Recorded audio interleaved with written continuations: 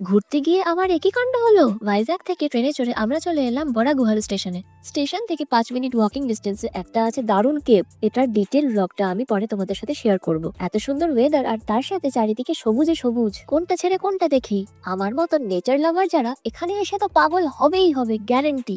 আমি তো খালি এদিক ওদিক থেকে গাছ দেখছিলাম, কোন গাছটা সুযোগ বুঝে হাতানো যায়। কিন্তু এই তিরিং বিরিং করতে করতে আমি যে কখন ধরাম করে পড়ে গেলাম গাড্ডার মধ্যে। আর দেখো এই কি কাণ্ড, পুরো হাঁটু গেছে ছুলে। কিন্তু ব্যথাটাকে আমি অত পাত্তাই দিইনি, তাই ব্যথাটাও কিন্তু আমার আনন্দটাকে মাটি করতে পারিনি।